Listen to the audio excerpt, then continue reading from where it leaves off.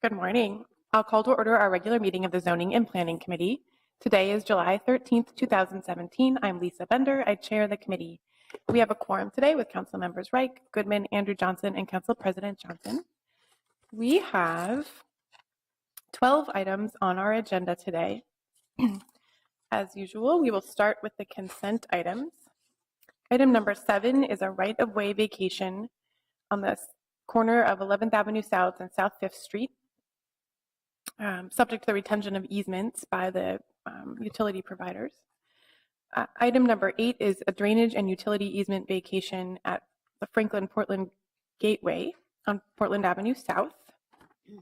Item number 9 is a street vacation for the Park and Recreation Board at 444 Main Street Northeast. And item number 10 is passage of an ordinance amending our zoning code related to live theater and industrial districts. This is expanding where the districts in which live theater are allowed.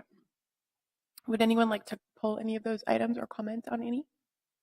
Okay, seeing none, I will move the consent agenda items 7 through 10. All those in favor, please say aye. Aye. Any opposed? Those items carry. That brings us back to our public hearing items. We'll begin with item number 1. This is the third time this item has come to our committee, so I think hopefully today we will resolve this. We have closed the public hearing. So I think what we'll just have is a brief presentation by staff to hear if there are any significant changes from 2 weeks ago. So we'll have Mr. Crandall. Good morning, Chair Bender, committee members. Peter Crandall, Senior Planner with CPED. There are 2 appeals before you again today for 2 projects on the same block, so I'll just provide the same context that I did last time for clarity's sake. This image shows both projects in their context, fronting along Marshall Street Northeast and bordered on the north by 14th Avenue Northeast and 13th Avenue Northeast. The project that I will be addressing is the northern parcel at the corner of Marshall Street Northeast and 14th Avenue Northeast. This project also includes the parcel which houses Dusty's Bar. We've been over this a couple of times, so I won't go into major detail about the project, except to highlight the applications that are before you today. The applicant is seeking a rezoning from C1 Neighborhood Commercial District to the C3A Community Activity Center District. This project falls within the Grain Belt Activity Center, an adopted activity center by the Minneapolis Comprehensive Plan. That activity center is also adopted through the Sheridan Small Area Plan, which was approved by this committee and the City Council in 2014. The original application before the City Planning Commission on April 10th included the rezoning as well as a conditional use permit to increase the maximum building height, a variance of the minimum parking requirement, a variance of the minimum loading requirement, a variance of the rear yard, site plan review, and a preliminary and final plat. As was stated by the chair, this project has been to 2 or 3 actually ZNP meetings prior to this. Prior to the first ZNP meeting on May 18th, there were alterations made to the project that increased the amount of parking that the project was providing and allowed the applicant to request the withdrawal of the parking variance. The revised proposal then now includes the rezoning, conditional use permit to increase the maximum building height, a variance of the minimum loading requirement, a variance of the rear yard, and the preliminary and final plat. I believe that the applicant is here to answer any questions about the project. I can also answer any questions if there are any from the committee. Thank you. So just to clarify, there haven't been any significant changes since the last meeting? Not that I'm aware of, no. Okay. Okay, so it is my intention not to reopen the public hearing since we've had 3 public hearings on this item, the first at Planning Commission and the 2 at Zoning and Planning. I know Councilmember Fry is here. Do you want to speak to this item? Okay, so I'll go ahead then and just for discussion purposes, move the item. That's item number 1, which is related to the conditional use permits and the 2 remaining variances. So I'll move to deny the appeal. And along with it, I'll move to approve the rezoning that's related to this project, which is item 11. And then Councilmember Fry, did you want to speak?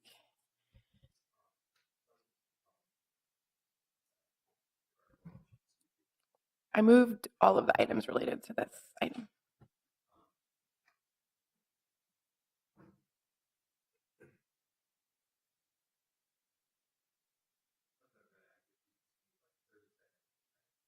Oh, sure. No, absolutely. Sorry about that. Usually we do have the significant period of time for the public hearing before we discuss these items. Do any other committee members have any questions for staff or the project team or any of the folks who are here? I don't see any. No.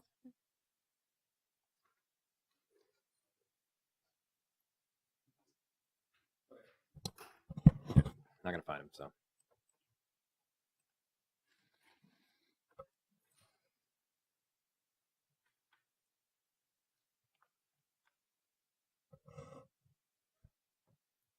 Madam Chair?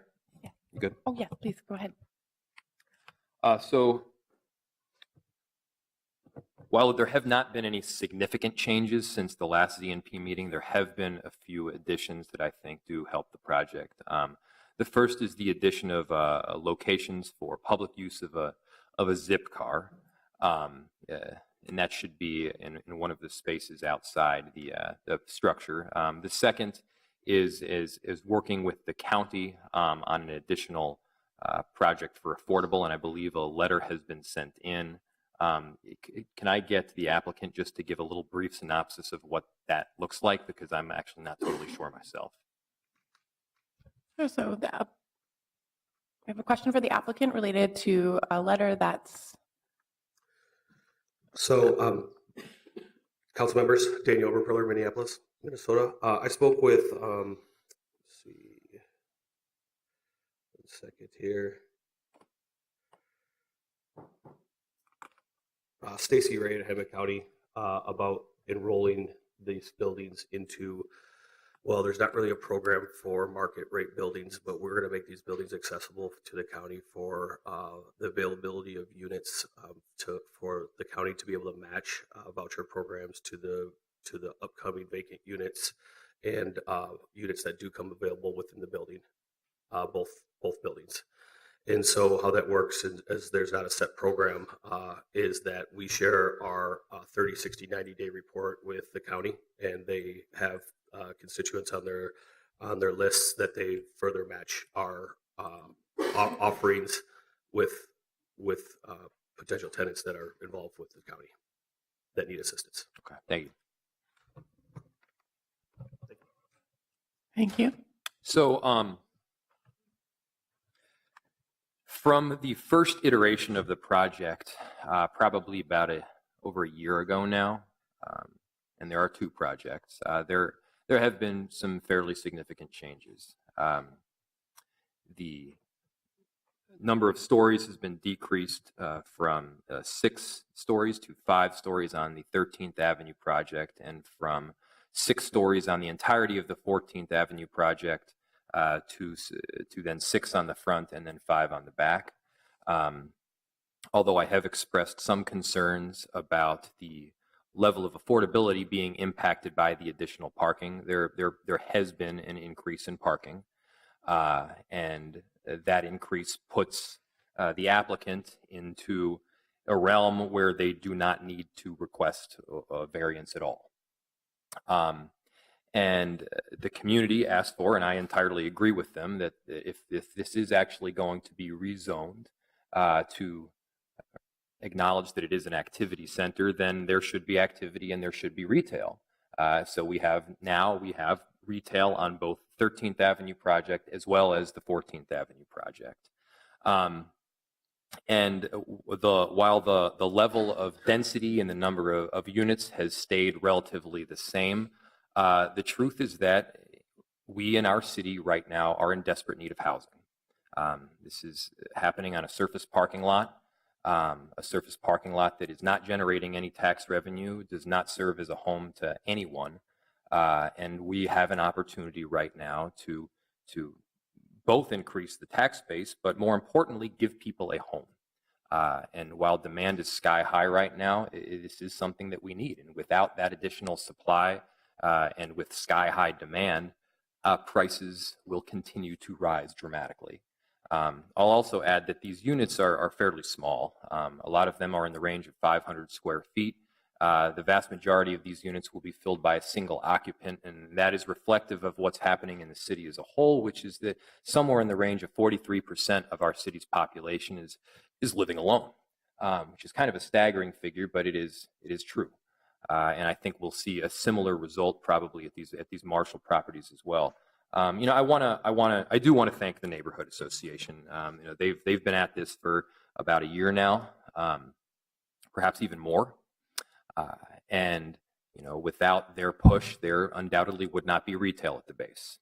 Without their push, there would not be the zip car. Without their push, there wouldn't have been some of these other results that we now have. And but at the end of the day, I do think we need this housing. I do. And as many disagreements as I have with CPM in general, that does not negate the need for the additional housing on this location. So I do believe we should approve this. Okay, are there any further comments from the committee? Why don't we vote first on the rezoning? So we did approve the rezoning last time, but then we moved to reconsider just so that we could take them up together. So then on item number 11, any further discussion? All those in favor, please say aye. Aye. Any opposed? No. Okay, that item carries. And then that brings us back to item 1, which is approval of the denial of the appeal for the conditional use permit and the 2 variances. All those in favor, please say aye. Aye. Any opposed? No. And that also carries. Okay, so that completes items 1 and 11. And then our second project also has the 2 items, which is the item 2 listed under public hearing, and then item 12, which is the rezoning that goes with it. And we are now joined by Ms. Smith, who will do the staff presentation. So this item has gone through Planning Commission, of course, but hasn't had a hearing at this committee. So we'll have the full staff presentation and the full public hearing with the applicants and the appellants speaking. Thank you. Thank you, and good morning, Chair Bender and committee members. My name is Mei-Ling Smith, and I'm here representing CPED. On May 22nd, 2017, the City Planning Commission approved the applications by Scott Nelson of DJR Architecture for the properties at 1301 Marshall and 107 13th Avenue Northeast. And since then, Joyce Smallfield of the Sheridan Neighborhood Organization and others have appealed the Planning Commission's decision. This project, as you mentioned, was originally scheduled for the June 22nd meeting of the ZNP, but it was continued at that time. So here is an aerial showing the context of the site. The Mississippi River is 1,000 feet to the west. It's kitty corner from the Greenbelt Brewery and across from the Greenbelt Apartments. The general area contains a mix of uses, including commercial uses, a range of residential densities, and light industrial uses. The project is south compared to the 14th and Marshall project that was just voted on. There is a 1-story commercial building directly to the north of the site. The project site includes 2 parcels. One has a single-family dwelling, and one is an automobile sales and repair shop. And here are a few just different images, different perspectives of the site. The site would be here, relative to the Greenbelt Brewery.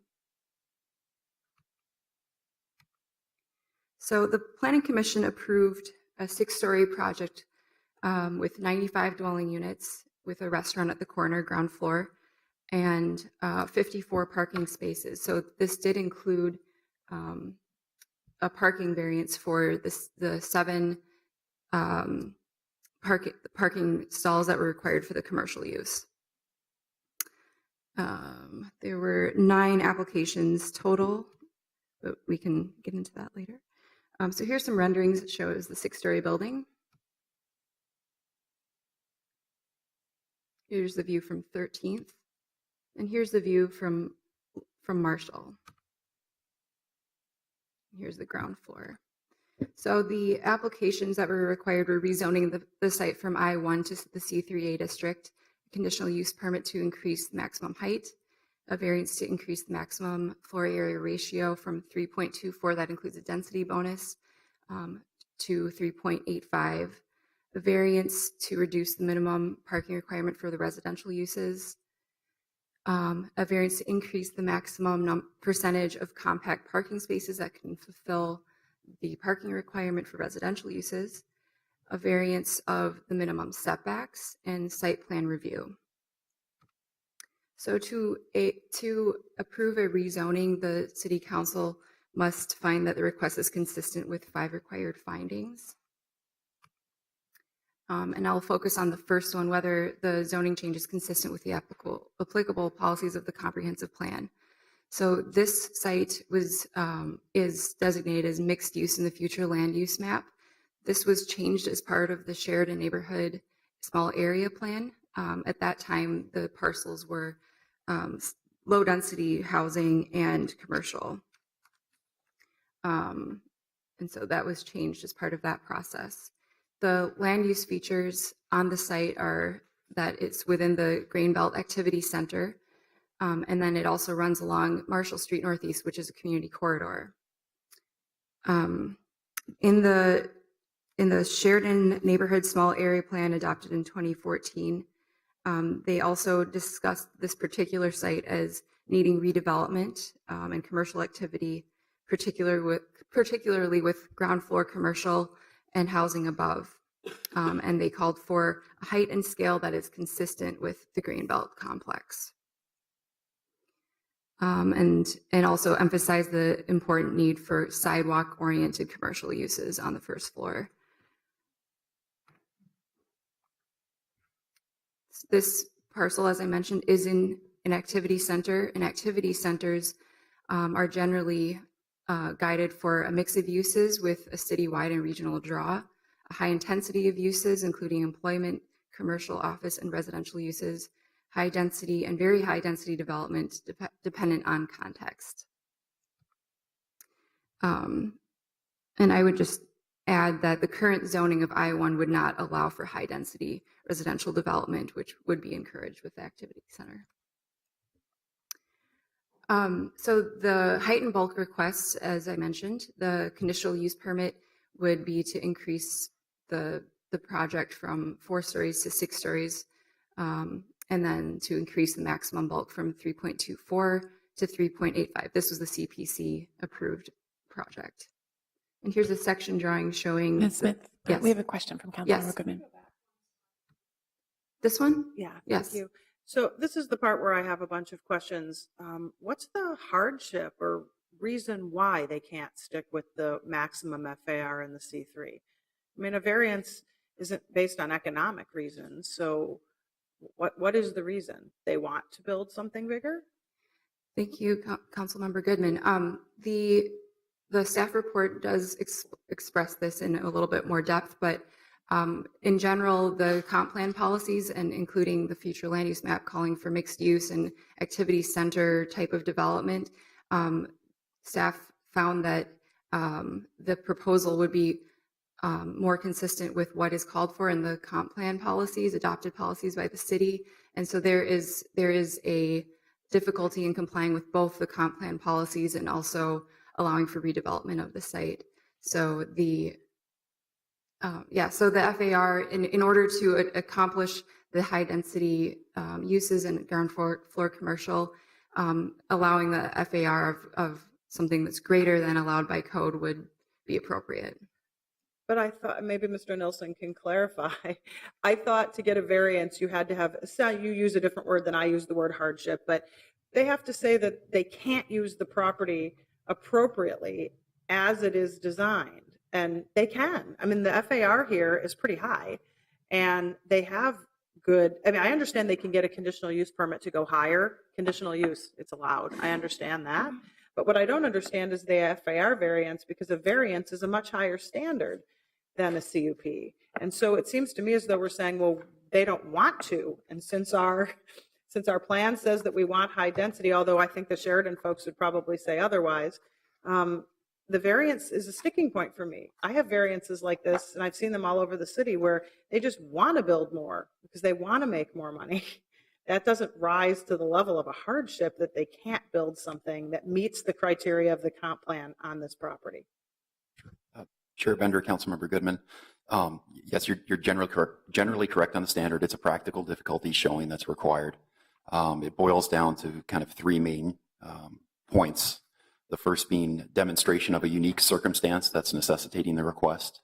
The second is a look at what they are proposing and whether it's reasonable. So it's not necessarily whether they can do something that's reasonable under the existing regs. Is what they are proposing reasonable, and that does imbue you with a good degree of subjectivity there. And then the third is whether it is in compliance with the essential character of the locality, kind of the compatibility analysis. The first part of that, though, the demonstration of unique circumstances, you're correct. It's typically, in most cases, is going to be something related to the parcel, the topography of the parcel, the slope, the shape, the size. However, with that said, this council has, in at least one other project, approved a FAR variance based on a similar demonstration of sort of a disconnect between currently adopted policy and our current regulations. So that there is some precedent for making a decision on that basis. But again, yes, you're also correct that both policy and regs are under the control of the city council. And ultimately, it should be the goal of the city to have adopted policy that we strive to implement through our regulations and that talk to one another. Okay, thank you for clarifying that practical difficulty hardship language.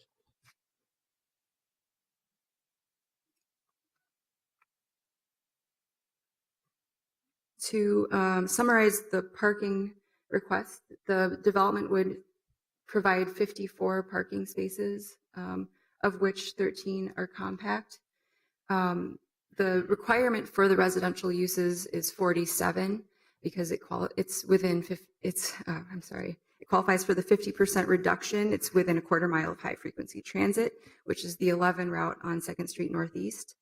And then the development originally was applying for a parking variance to reduce the non-residential parking requirement from 7 to 0 spaces. So to describe the setbacks, because of the adjacent residential use, for the first 25 feet east of the property, west of the shared property line to the east, the development is required to have a 7-foot setback, but the current development is proposing a 0-foot setback in this location. And then the variances that were approved by the Planning Commission. Ms. Smith, Yes. we have another question Yes. from Councilmember Fry. So Steph, I apologize if you're about to go over this in a second, but there's been substantial changes from the project as was originally proposed. And so these numbers are no longer the numbers anymore. Correct. So I just want to make sure that's coming after this. Yep, I will definitely get to that. Okay, thank you. Yep. Yeah, so this is just what was approved by the Planning Commission.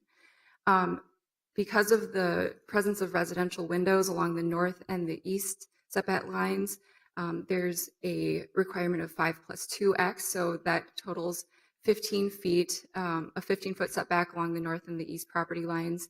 And the proposal was 9.5 feet along the north for the residential windows and 2 feet from the east property line. So that required a setback.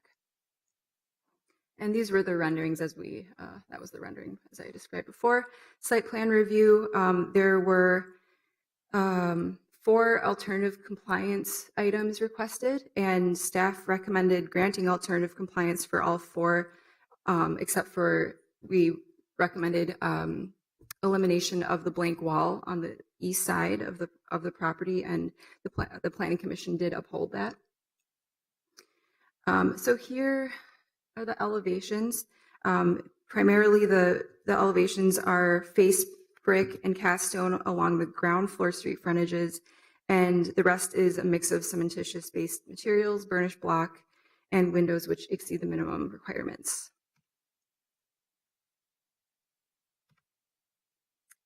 The Planning Commission did approve this with 5 key conditions, and the only change between what was originally proposed to the Planning Commission and what was recommended as conditions of approval were that the Planning Commission required that all 7 commercial parking spaces would be covered with a valet service, and then also adding a fence between the north side of the building and the 1-story commercial building to the north.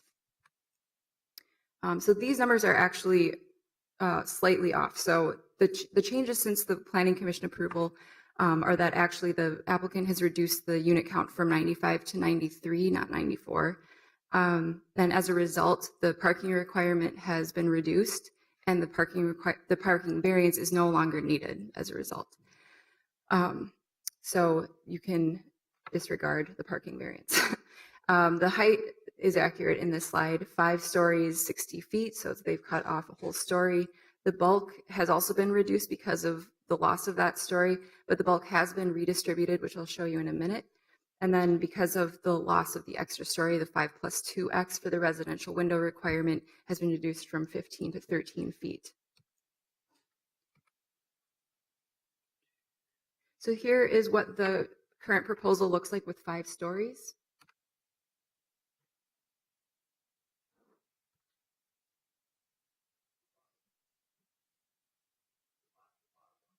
Yes, I'm sorry. I will go back. Yes, the bottom one is the current proposal.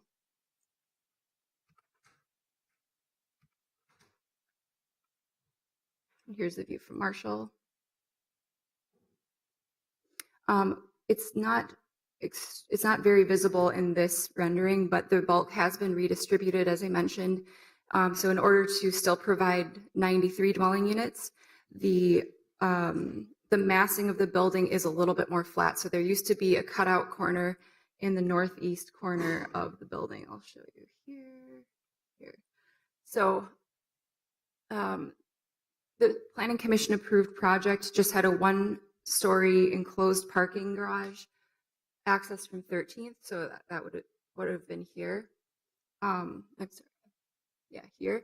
And now floors 2 through 5 include filling that in. So there will be more bulk kind of evenly spread out throughout the site instead of having the L-shaped building. Going back, here are the elevations with the 5-story in the section. So as I mentioned, the parking variance has been eliminated. The setback calculations are slightly different. The applicant is requesting a setback variance from 13 feet to 6.5 feet along the north and 13 feet to 2 feet along the east. And the appellant, I should say, has stated that there is conflict with the small area plan and that they would prefer 4 stories and retain concerns about having setbacks so close to adjacent residential properties. And with that, I'm happy to answer any questions. Thank you. Are there any questions for staff before we open the public hearing? I don't see any. So we'll go ahead and open the public hearing. Why don't we start with, in this case, the applicant, perhaps just highlighting the changes that were made in particular, and then we'll go ahead and have the appellant speak. We'll ask most folks to stick to 3 minutes as they speak, but we'll give a little extra time to each of the 2 parties. Good morning, council members. Carol Lansing, Faegre Baker Daniels. I'm representing CPM companies on the appeal. So just briefly note that this project site is zoned I-2 currently and is surrounded by I-2 or I-1, R4, and OR2, all of which allow 4 stories, 56 feet as of right. So the proposed rezoning to a similar 4-story district is not inconsistent with the surroundings, and the height is also consistent with those surroundings. And in terms of the project site, just want to show you how important it will be to have this very car-oriented area redeveloped with housing and mixed use, and what an enhancement that will be in this neighborhood. The plan revisions that Mei Ling noted, the reduction of the number of units, also the addition of 2 live-work units along 13th, adds a more mixed-use flavor. Already had the retail, adds a lot of great street life to 13th, which is something called out in the Sheridan Small Area Plan.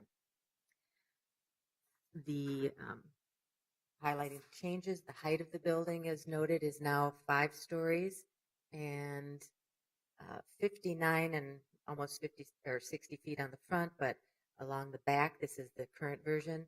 It's let's see, on the back it is 56 feet, so also consistent with the 4-story area. This exhibit's helpful to show you that it's lower than the main bulk of the grain belt. It's not going to compete with that building, and also now essentially the same height as this is the grain belt. The height of this building is also mitigated because it is offset from the grain belt. It is kitty corner, and there's this great open plaza that it will help frame and surround and add some life and activity to. The FAR variance, that is something different on this project than the others. It's a small, the amount of the variance has been reduced, and it's not a large variance. The reason it's needed on this site and not on the other is even though this building's a bit smaller and there are some fewer units, it is a smaller lot area. And the development is essentially aiming for the same size in terms of density. The inconsistency with comprehensive plan policies that call for greater density in a particular location like this, an activity center, transit-oriented development area, mixed use, that basis as unique circumstances has been used many times, not just once. Most recently, it has been used in Northeast, but it's been used in Stadium Village and Prospect Park station areas many times. I believe it has been used in other places in the city, but those are the ones that I've worked on that come quickest to mind. So it's not an outlier of how city staff, the Planning Commission, and the City Council has approached floor area ratio variances for projects in locations like this. In terms of the greater area, I think there's also legitimate to look at the fact that the Grain Belt apartment complex, because of the goal of preserving that open space, which is important, that project is only about 50 dwelling units per acre, which is just the very top of medium density. And it is part of the activity center. It's part of an area that calls for high to very high density overall. So I think it's also, in terms of circumstances of this area, legitimate to look at seeking kind of an overall balance of density in the area, not just concerned with this parcel. Just on the setbacks,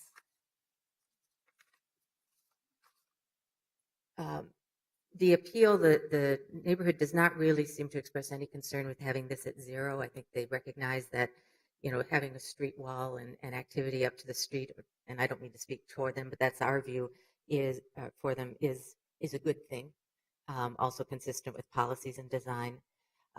This setback, there's no setback requirement on the ground floor because it's parking, but for the residential units, it's 13. And this is a commercial building and a parking lot behind it. The concern expressed in the appeal was that this building be able to have access for maintenance. It's on its property line, but there will be a setback that does allow for space and access between the buildings. It's proposed to go from 7 feet to about 9.5 here. And then along the alley, it's 13 feet. This part of the building is set back, and there are units above this, 12 feet, so only a small variance there. This is about 2, but wanted to point out that this is the alley and this is the house across from it. There's about 40 feet of separation there. That area, so it'll be quite separate. These are garages across the alley. It will not impinge on the space and air between it and the use to the east. And that floor area, having the setbacks is important to achieve floor area for parking, which is, as we know, important to the neighborhood, and for active uses, to still have area for active uses along the streets. On the zoning issue that's been discussed a lot here, I just wanted to respond in terms of C3A that the neighborhood has never expressed, I've never heard any concerns about specific uses in the C3A. Doesn't seem to be about what uses it allows. At least I've not heard any, but I did want to let you know that gun shops are not allowed in the C3A, and that while liquor stores are, there is a liquor store within 2,000 feet of this site, so of this block. So otherwise, any questions? Are there any questions for the applicant? I don't see any. So why don't we please have a representative from the appellant come up first. And again, I'll give you a little extra time, no more than 10 minutes at the very most. And then we'll move through the rest of the public hearing. Welcome.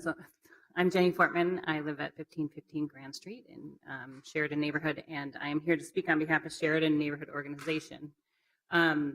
Any changes, actually we had heard 2 days ago that there were changes to some of the plans, but we hadn't seen any of them. In fact, the neighborhood hasn't had any contact with the developer since before the last public hearing, and in spite of having tried to reach out a little bit, but it's just as well we can recap where we are coming from and what we've been saying essentially all along. We are here to ask you to not rezone the site to C3A. The preference is C1, and to support our appeal.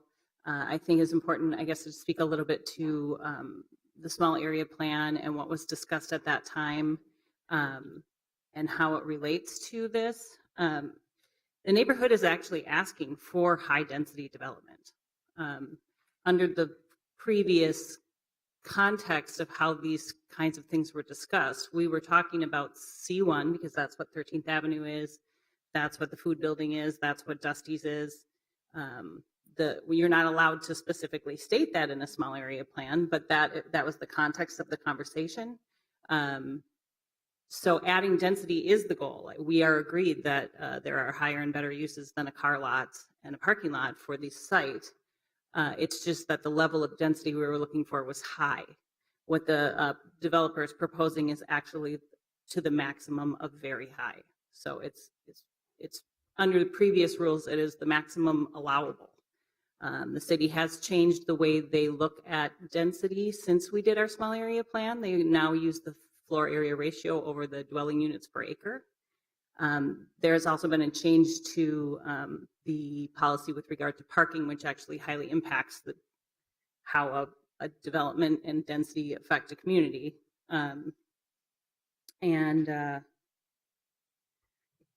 So then there's it keeps being brought up that the zoning for the adjacent.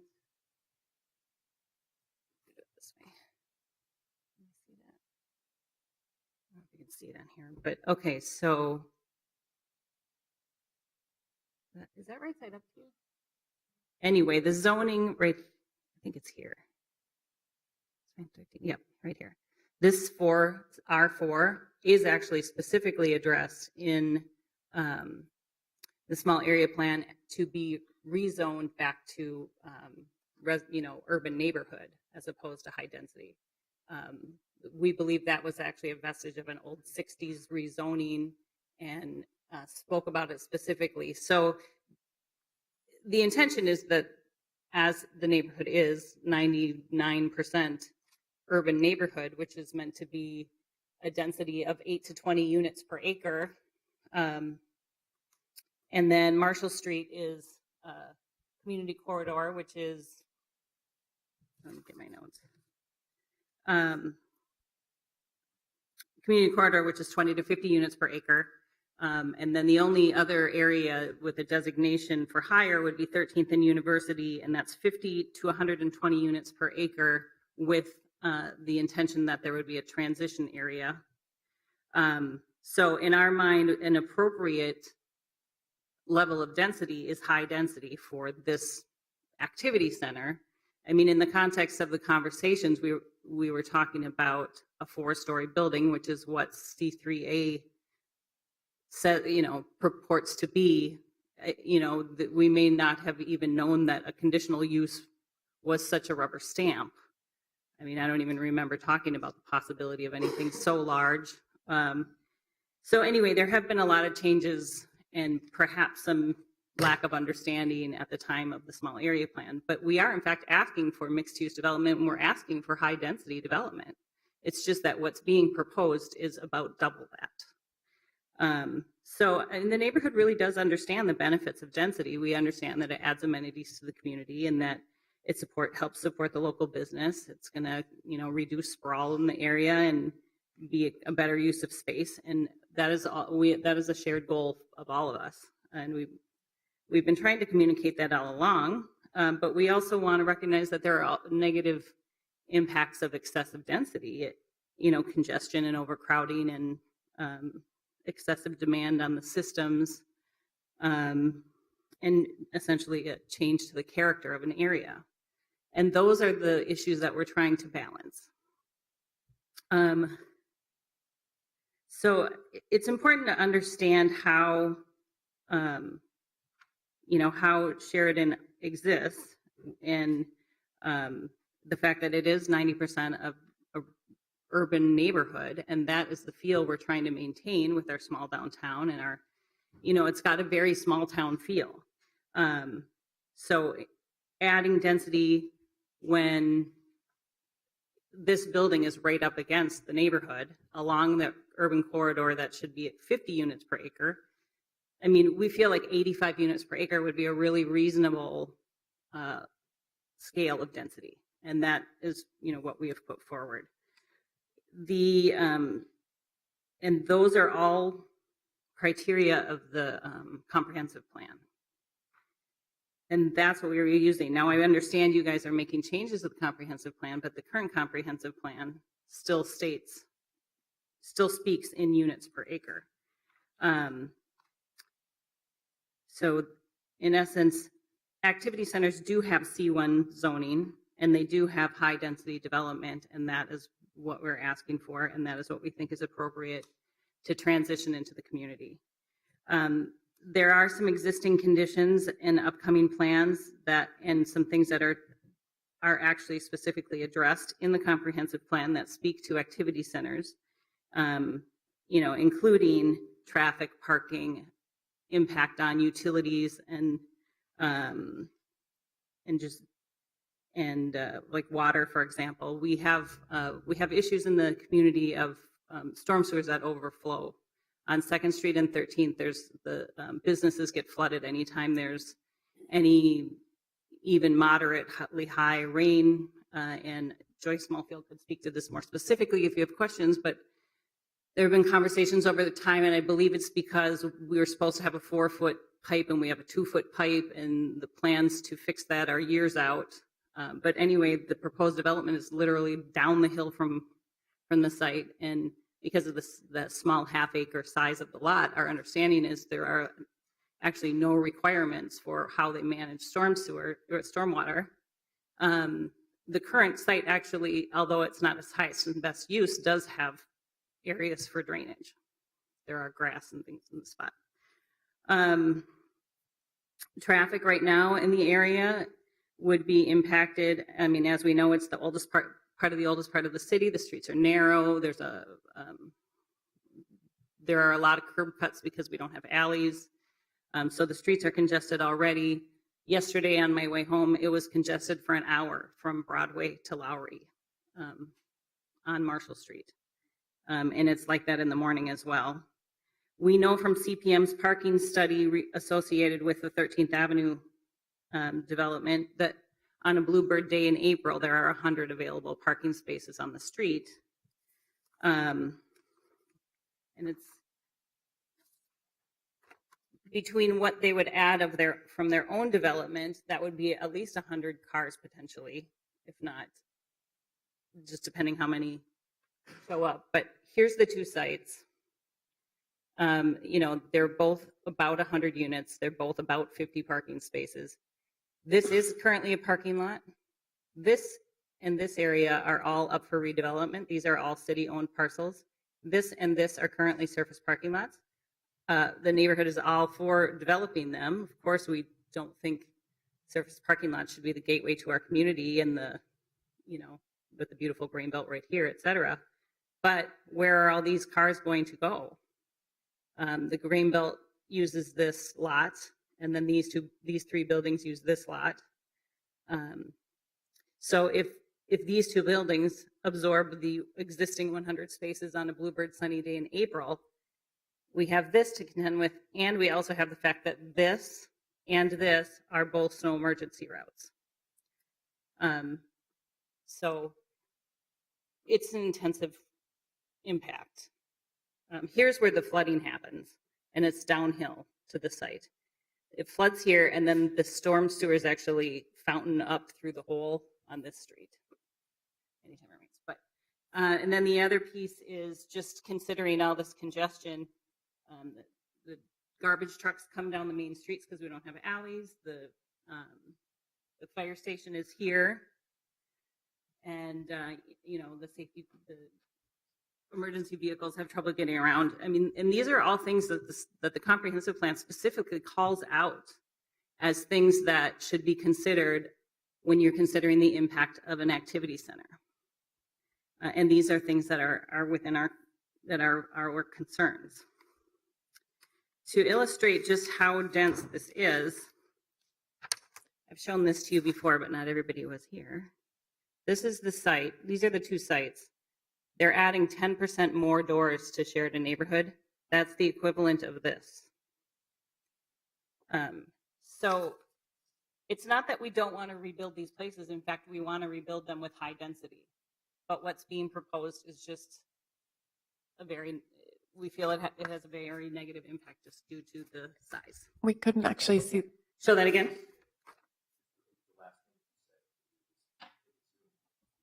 Oh, okay. Can you see it now? It's hard to see the color.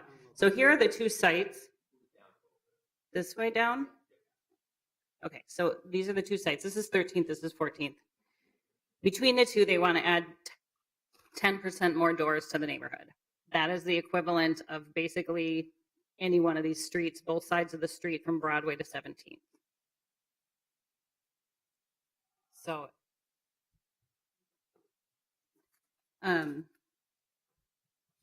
So we're asking for high density, we're asking for mixed use, we're just looking for a healthy balance. And we appreciate that the developer has moved some direction, some in our direction. Communication has really kind of fallen apart. We don't really know where things are currently standing. But we do feel like this is exactly what I'm saying now is exactly what we talked about during our small area planning process. And it's some of the changing and some of the interpretation being done at the city that's different, not what we were stating. So and I want to show you this too. Last one. This is the 4-story building of the Grainbelt Apartments. So the building we're talking about is proposed for here. This is a 4-story building, one full story shorter. So, and you can also see that the streets are quite congested. So the 5-story building, in actuality, will probably exceed. It will probably come up to here. Thank you. Yeah. Thanks so much. All right. Okay, so now we'll continue along. We've given each person 3 minutes. Sometimes we do 2, but that will give everyone a chance to speak to this item. We've had about a 15-minute presentation, so we will try to hold each person to 3 minutes. And so each person, it's okay. Each person, please come up and state your name and address for the record. Please also sign in with the clerk when you're done if you haven't yet already. So please come on up if anyone else would like to speak.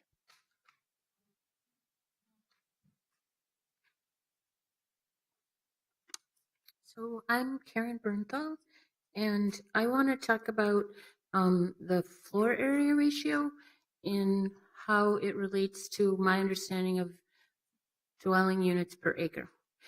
Um, I just want to say that these kinds of things that the city planners do are all very complicated, and for neighborhood people to understand them really takes a lot of time. And I have come before you several times now on this, and it's really frustrating to have to keep coming back. I have also come before you on other projects, but this one has taken a lot more time to understand. And so I think that the neighborhood talks about parking and then dwelling units per acre, but that is, it's just how the neighborhood understands things. They understand this is too many dwelling units per acre, although they would never say that. They would say there's going to be too many cars in the street because there's too many people here. One of the statistics about the density is that these two plots of land will now house 7.5% of the entire Sheridan neighborhood population on 0.0056% of the land. That's one mathematical way to understand it. I get that the planning office now talks about FAR, and there is a variance for the FAR. And one of the arguments that they give for expanding the FAR or increasing the density for FAR is that it's in an activity center. However, an activity center is something that is supposedly drawing people to the area and is supposed to have an active streetscape. And on this particular plan, and I want to try to find it in my on my iPad because I don't have the paper with me, but half of the entire Marshall Street facade is what I will call would be a dead zone because it will have a parking garage entrance to it and some fake windows. Right alongside that is a restaurant and the walk-in entrance to the building, but to the north on the Marshall Street facade is an overhead garage door and dead windows because you won't want to look in to see the parking garage. And they're saying they should get an increase in FAR because they meet the spirit of the activity center, which is for mixed active use on the street. Now, in their paper, it's very difficult to see that this is a parking garage entrance because they've made it look like windows that could be a retail store. And so, in fact, at first glance, the facade looks reasonable, but it's a parking garage entrance, and they're saying they should get extra FAR because they are meeting the intent of the activity center, which is mixed use in retail and active uses. And I would say if you're asking people to walk into a restaurant and walk into a building and walk down the street to get to the river, you don't want a parking garage entrance on Marshall Street. Thank you. Thank you so much for your comments. Could the next person please come up? Would anyone else like to speak on this item? Thank you. And I don't really have a prepared speech or a statement, but I have a couple bullet points. I own property in the adjacent neighborhood of Logan Park and have worked on small area plans that are similar. My concern is that Minneapolis has long prided itself on being a city of neighborhoods, but I see what is happening here. I've lived in Uptown. That's no longer really a neighborhood. It's a business opportunity. And most neighborhoods work as a closed system. We don't have it anymore. And I have bought this copy to give to the city council. It was too expensive for me to buy enough copies for all of you. It's How to Kill a City. And it's already flagged at the city of San Francisco. And if any of you have been to Washington, D.C., for New York City or Philadelphia, all cities I have lived in, we are seeing a decline of cities as a place for people to live in. Our political system seems to focus more on creation and supervision of business opportunities than as places for people to live. And I don't even need to bring up the question of equity because there is no equity here.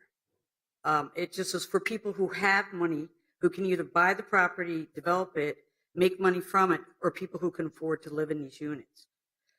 I don't think the Met Council has kept up with the needs of the city, and I think that has been addressed. I've even contacted what's the bus system, MTA, I don't even know what it is called here, about possible routes on Marshall, because I really do believe we need to increase our public transit here. When I moved here, I was very disappointed in the lack of services or how would you say, accessibility to public transit. I just feel that we need to, what is this here? On page 68, it says private investment shapes cities, but social ideas and laws, which are talking about updating your city council ordinances, shape private investment. First should come the image of what you want, other than just hodgepodge allowing development to come in. Also, when you talk about wanting commercial things, I've only gone to iJoni once. I can't really afford to eat there on a regular basis to sustain it. Where I live now, over on Monroe Street, it's already hard to park on the street. And I have off-street parking and a garage. Sorry, if I'm jumping around. It's I just feel that when it says about retail, that it's really only for those who can pay to play, like Subway, Starbucks. It's not things that identify a neighborhood, and that's what Northeast is. That's what Uptown was. So, Thank you. Yes, that's pretty much all I have to say. I would like to leave this book for you. So I actually don't think we are able to accept the gift So then I'll amount. just mail it to someone's But- office. Sure, or you could send us so we can't accept the gift of a book because it exceeds our, the level of cost of a gift that we can accept. What is your? But what's you the level could of the send us, I think it's $5. Okay, so it's marked up and it's used. So it has. We could all depreciated check it once I out from took the off library. it off the shelf. You can send it to, yeah, why don't you? The clerk can help you. Thank you so Because much. it's not in the library. It just came out. Thank you. Okay. Next speaker, please. Thank you, Madam Chair. Council members, Dan McConnell with the Minneapolis Building Trades Council. As you know, we love to build things, and we've been working with CPM on this project, and we would just appreciate an opportunity to build another good project. Thank you. Would anyone else like to speak? Anyone else? Last call. That's okay. Hi, my name's Heidi Segraswell. I do appreciate the fact that they are trying to, and I didn't quite understand what Daniel was saying about the mixed income or whatever from the county. I don't entirely understand that, but I think with allowing projects like this, we are making the city even worse with its equity issues. We are dividing the city even more between people of color, and I just think that the city council needs to look more into that and to providing low-income housing for people. Just in general, I know this might not entirely be about this project, but just in general, the city has a really, really bad record in the last 10 years or so of dividing the city even more, and you guys need to get on fixing that. So thank you. Thank you. Sure. Next speaker. Ellen Chalace, and I'm here in favor of the development. And I can't really speak to all of the details of the zoning issues. It's quite complicated. But what I can tell you is that I came from the East Coast and lived in St. Paul next to an apartment building for the last 30 years. And I grew up in Providence, in an apartment building, was born 4 blocks from the Capitol in Washington, D.C., and grew up in an apartment building. So I am used to density. I understand density. And I also understand that hyperdensity is what almost creates better cities right now. We need density because we need housing, and we need diversity, and it isn't a bad thing. And so I think that this particular dense project is really well positioned because it actually has space on one side of it and space in front of it. And so it kind of complements the area. You're not really taking away any affordable housing. I mean, you're not displacing people like other developments have done. And so I guess that's all I want to say. And thank you for letting me speak. Thank you. Would anyone else like to speak? I just want to speak to a couple things that have been touched on here. Joy Smallfield from Sheridan neighborhood.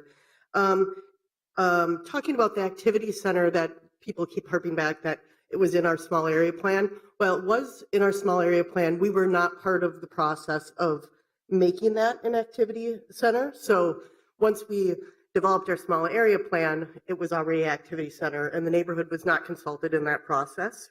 Another thing is this development gets the variance on the parking because of its proximity to mass transit.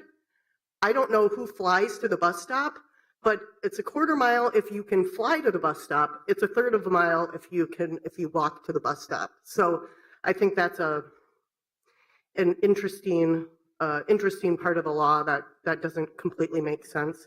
And in terms of this particular project, by being high density, preserving the affordable housing around the buildings, when developers come in and develop an area and then start buying the 3-4 plexes around the area, ripping out the carpet and painting the walls and upping the rent $500, that's actually, does that sound like it's preserving the housing that is existing around the new development? To me, that isn't preserved. That goes against the theory that if you have high density, you're going to preserve the housing that exists. Because in this case, it doesn't. The developer is also buying those houses around the development. And that's it. Thank you. Thank you. Would anyone else like to speak? Anyone else? Seeing none, I will close the public hearing. As I did, just because we have 2 more items, just to keep us moving along, for discussion purposes, I'll move item 2. I will move the motions that will support the project, which is denying the appeal for item 2 and approving the rezoning of item 12.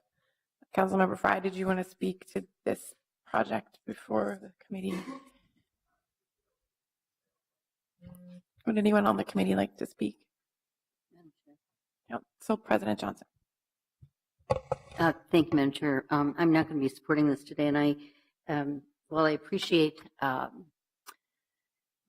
the movement on the developers' part here, I'm listening to the neighbors, and actually, as a young woman, I spent a lot of time in this neighborhood. I had a cousin who lived in that neighborhood. She had 2 children, and I babysat for almost probably 2-3 times a month in her home. And so I walked these streets many times.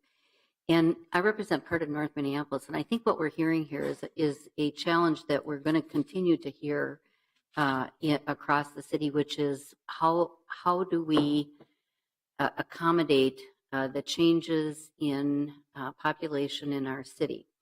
And when I was growing up in the 1950s, I lived in a 1.5-story bungalow, post-World War II bungalow in North Minneapolis with my 6 siblings and parents. So there were 9 people living in that 1.5-story bungalow, and we thought it was great.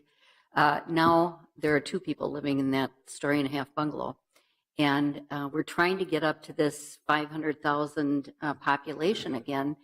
And as Councilmember Frye pointed out, our living situations are very different now. There are more people living by themselves, and that is a real challenge. but I think it presents a real challenge for communities. I, again, represent part of North Minneapolis. The tallest buildings in North Minneapolis were actually the public housing high-rises. If you look at 315 Lowry Avenue North, I forget how many stories that is, but that is by far the tallest building in North Minneapolis. On our arterial streets, which we're looking for increased density, some of those buildings, I mean, two stories, 3 stories maybe sometimes.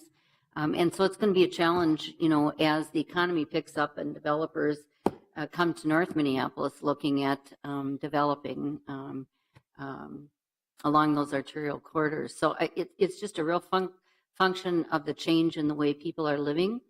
It is a change in, you know, what were essentially very residential neighborhoods as people described. But I'm trying to think of this lady who spoke the last public hearing. I think we also have to have in our mind that we respect the people who have lived in these communities and understand their concerns and address them in the best way possible as we move forward with our changing city. And so I just really have a challenge about the amount of units that are going to be presented by this development. I am somewhat comforted, I guess I would say, by the adjacency to the riverfront and the open space that is available at the riverfront, you know, a block and a half away.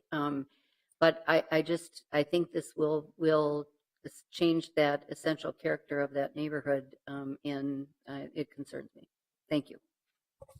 Thank you. Are there any more comments? Councilmember Frye.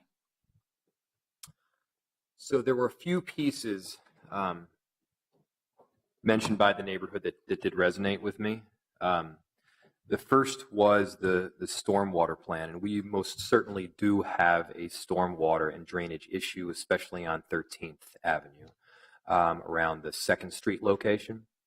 And what we've seen over the last several years is I think promises made and then promises that were probably broken. I'm told, although I was not here, that somewhere in the range of 2011 or 2012, a promise was made to the neighborhood that the drainage system would be improved. And it is a massive overhaul. It's not simply digging up one single pipe in one single location. It's digging up pipe all the way from 13th Avenue down about half to 3/4 of a mile to the riverfront at the minimum. So this is digging up in some cases what are 50, 60, 70, 100-year-old pipes. And we do need to expand them to account for this additional density and what that the neighborhood is facing right now. And even if there is not additional density, I think it's necessary. And so, you know, I do think that it is important to have a stormwater plan associated with this development. And although it's not required by law and I cannot attach it to the development itself, I would appreciate it if one of my colleagues would make the staff direction for staff and specifically Public Works to work with the developer to incorporate a stormwater plan for both the 13th and 14th Avenue projects. I think it's just intelligent. So I'll put that out there. If someone could just make a note on that, I would greatly appreciate it. Second point that also resonated with me that was made by the neighborhood was the additional public transit and bus lines on Marshall. You know, as this is an activity center, as this area is becoming increasingly populated and as it's becoming an area where more and more people want to visit, I do think the rollout of additional public transit along that corridor is essential. And what I will be doing is specifically working with our Intergovernmental Relations Committee, which I do sit on, to have a lobbying agenda to a combination of the state and the Met Council to try and get some additional lines along this corridor on Marshall. Next, the goal of, so that resonated with me. The third thing that resonated with me, the goal of getting small businesses on this project as opposed to just another subway. I agree with that entirely. You know, I have made requests to the developer to narrow the square footage of each one of the individual units to prevent, you know, the corporate franchise conglomerate from setting up their boilerplate. 2, allowing the small local business to pay rent. And 3, creating a dynamic on the street that I think is superior to just having one vanilla corporation or franchise. I think we can do far better than a TGI Fridays or a Starbucks on that location, and I would strongly urge the developer to do that. We have had conversations, and they have verbally agreed at this point, and we just want to make sure that we will be holding up on that. The fourth piece is low-income housing in general. That someone mentioned, and I couldn't agree with you more. We do have a dearth of low-income housing in the city right now. I've said it a trillion times. How many units we've lost in the last 15 years, which is somewhere in the range of 10,000 units of affordable housing. And while we are most definitely increasing it in the third ward, we still need more. We need more. Now, in addition to the low-income housing, we also need housing, period. And I talked pretty substantially about the market economics and how the additional housing functions and what we see. I mean, San Francisco was mentioned. The prices in San Francisco are sky high, predominantly due to the fact that they have prohibited additional growth. They've prohibited additional height. And what's happened is the surrounding areas have gentrified. The values have gone up. They've been substantially improved. And since you don't have the additional supply, it can't offset the demand. I mean, these are just the facts of what have happened in San Francisco. And that is probably the most harsh example of what gentrification looks like and what displacement of communities that have made these neighborhoods wonderful to begin with look like. Councilmember, while I come to a different conclusion that from Council President Johnson, what did resonate is the concept that, yeah, we are an evolving city. We used to be one in which it was commonplace to live in a bungalow with 9 people. It was commonplace to maybe have, I don't know, 2 or 3 or 4 big cars per person. Well, not per person, but per family. And there's also, and Council President Johnson mentioned that in North Minneapolis, the tallest building is public housing. And I also think there's pretty good reason for that, which is that as you increase the height, especially in a public housing unit, the price per unit drops. If you had a 6 or a 7 or a 2-story building that was all public housing, well, you have to endure the cost of whatever remediation there is, whatever development costs there are, whatever land acquisition and approvals there are for a more limited number of units. As you raise that units, though, the cost per unit goes down, which is why that's the tallest building. And so, with a combination of both of these, what I want both parties in this case to recognize is there has been change. It was originally 6 stories, and it is now 5 stories. I fully understand and respect that the neighborhood association would like 4 stories. This is the kind of result that, though, however, that adds to the density, that incorporates the retail, that has an affordable, will hopefully have an affordable component following working with Hennepin County. And although I do have the concerns about the affordability, there was certainly in the 14th Avenue, there was the increase of parking by about 20 stalls. And so, these are the tough issues that we're wrestling with right now, and there's no doubt in my mind that some of these issues we will continue to wrestle with them. But what I don't want to look back on is 5 or 6 or 8 years down the road, having the potential to increase housing in an area that, in a city that really needs it desperately. It's not just the city's goal to kind of increase the population to 500,000. It's also what's happening in our economy right now. People are moving back to cities at huge rates, whether it's New York City, Washington, D.C., Philadelphia, or San Francisco. People want to be in an urban core. And if we don't supply housing for people to live in an urban core, we'll simply displace those who already live here. And I could not live with myself. I could not live with myself if I was behind the increase in the cost and the displacement. So in this case, we've got 2 surface parking lots. Not a single person is displaced, and we're allowing we're allowing the increase in the housing. Okay, thank you, Councilmember Frye. Councilmember Goodman has a question. Thank you, Madam Chair. The question of stormwater that Councilmember Frye raised has now come to mind for me. The surface parking lot's the worst possible option for stormwater mitigation and management. But just to direct staff at Public Works to talk to someone in a development to say deal with your stormwater is neither here nor there. What is the plan for dealing with storm? I mean, you're directing staff, and I'm not even on this committee, to work with them to deal with the stormwater issue. Well, what does that mean specifically? Is there something within the project that is there a cistern or a green roof or a system to manage all stormwater on site? There very well may be, and then we don't have to worry about it. If there's not, are you directing them to add that to their project? I don't think you should just pass it off to TMPW that doesn't deal with land use issues to tell them to do something. If you want them to do something, it has to be in this action right now. And just to note, what's there now is the worst. Could staff help answer the question about what the current, so all of our site plan review includes some permeable surface requirements. Do you want to speak to that and what additional conditions could be added? Sure. Thank you, Chair Bender. Councilmember Goodman. I think staff is open to adding a condition that would address stormwater. So through this development, they're required to go through the preliminary development review process.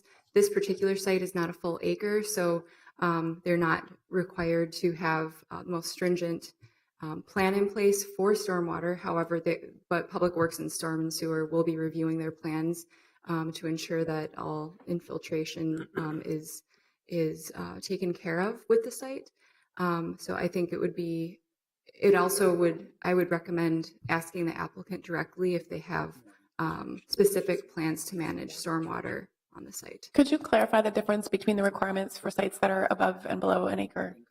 Yes, Chair Bender, it would be just full stormwater mitigation, making sure that there's no runoff on site, and there's just a more thorough review from our Public Works and Sewer and Water departments.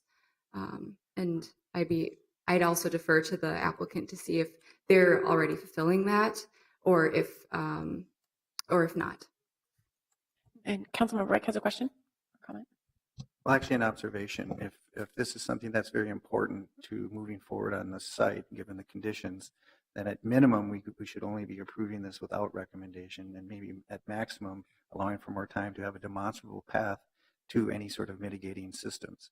It'd be hard for me, that's an important thing, to approve it without seeing a concrete pathway and a system in place. We should note that not only do we have some infrastructure challenges, but its proximity to the river is not only materially significant, but I think symbolically important to the community as well. And given the things that I've served, not just TPW, but the watershed district, I have a high premium on taking care of water quality issues, regardless of the minimum standard. Does staff have any concerns if we added as a condition that this site go through the approval process that an acre site would? Chair Bender, committee members, as staff alluded to, the site is less than 1 acre and therefore isn't subject to the more stringent stormwater management requirements. I would suggest that the committee not necessarily dictate specific stormwater outcomes and that we ask them to work with Public Works. The preliminary development review notes did note that there are no best management practices proposed right now, so perhaps the applicant could come up with some. It's important to note that we can't force the applicant to solve existing infrastructure problems that may exist in the area, but certainly evidence has been submitted that there are issues that we can ask the applicant to mitigate their own kind of impact or contributions toward those problems. But again, I'm not sure we're going to come up with the best, the top best management practices here in committee today. I think the concern from the committee will be not making it making the conditions strong enough so that it's clear that there's an expectation that the outcomes are being achieved and not like a suggestion to work with staff. So maybe could someone help us with language for that you could suggest for a condition? And then maybe we should ask the project team if there are plans to improve upon what's proposed for the best management practices of stormwater management on the site. council members, Chair Daniel Oberperler, Minneapolis. We can put a green roof on the parking structure and do better what it is designed now. I think that's one give, and without, I'm not a civil engineer, so I hate to say more than that, but there is a green area that we can add that can absorb water on the garage. Okay. Councilmember Goodman and the Council President. Thank you, Madam Chair. That might be part of the solution, but it probably will not manage all of your stormwater on site. So I'm going to suggest that we add to the list of approvals a design that manages all stormwater on site. Not everybody else's stormwater problem. We can't make them solve that problem, but at a minimum, you could solve your own stormwater management on site through a variety of things. You could have an underground cistern. Some of the buildings have that. Some have green roofs. You can use some of your green space for bioswales. And there are lots of different things you can do. The city has a whole program in this area. So as long as they manage all of their stormwater on site, we don't have to tell them how to do it. They could just figure it out. Their architects can figure it out. Okay. All right. Council President Johnson. Thank you, Madam Chair, and I think that's a good suggestion. I wouldn't want to see a project like this increase the challenges that are in place on stormwater management in this area. We have those kind of areas all across the city and a capital improvement program to address them. And I wouldn't want to see this project then force a crisis that would require an improvement in the stormwater management that would push it ahead of another project without at least some consideration. So I think that's a good suggestion, Councilmember Goodman. Okay. Is there any other comment from committee members? We have two motions. Councilmember Reich. And I just want to note, I think we have about a half hour before two council members have to leave and three more items. So this is very important, but I just want to note the time and do a time check. Councilmember Reich. Thank you, Madam Chair. So in the wanting to check in on how we are getting that pathway to, as Councilmember Goodman says, to manage it, but not dictating how. What would you recommend? Right now we have a motion to approve, but that doesn't give us the check-in that I would be seeking. So it would either be moved without recommendation or postpone. I'm just going to say I'm not going to support postponing these projects anymore because the neighborhood has been through so many public hearings and meetings that others may disagree, but I think we just need to kind of do our due diligence on these projects and make our decisions, which may be different. This is, these are difficult projects in neighborhoods. So my understanding where we landed was that the plan was to move, and I'd be happy to make this motion as part of item 2 to add a condition of approval that would be to manage all of the stormwater on site, which is essentially the regulations that we have for sites that are over an acre. Is that correct? And I know that's not quite what staff was recommending, but I think that's where the committee's will is landing. Chair Bender, that sounds correct. It sounds like the applicant has voluntarily offered the green roof, so if you wanted to incorporate that as well, given that it was voluntary. Okay. Councilmember Goodman, do you have a comment? I agree with the chair. I don't think we should postpone this one cycle.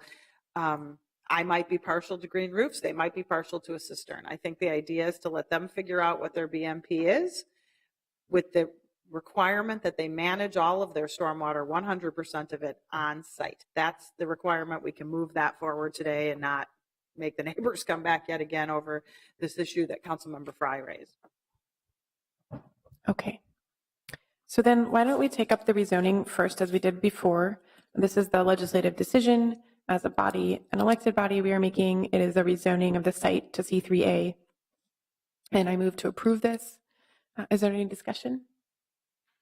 I'll briefly say that, as we look through activity centers throughout the city, C3A is really the zoning that most speaks to the policy statements and how we describe activity centers. And I think, frankly, going forward, we need to do a lot to simplify our zoning code so that it's easier to understand and more clear for neighbors who want to comment on the design, to really speak to what they like and don't like about the building and not have to become experts on all of these different ways that we're regulating the size of buildings right now. So that's just a statement that I sympathize very much with folks who are trying to do their best to really shape the future of their community. And it's very stressful, I know, to be commenting on a project that has a lot of different land use applications and a rezoning as well. So on the rezoning, all those in approval, please say aye. Aye. Aye. Any opposed? No. Okay, that item carries. And that brings us back to item 2. And again, the motion was to deny the appeals.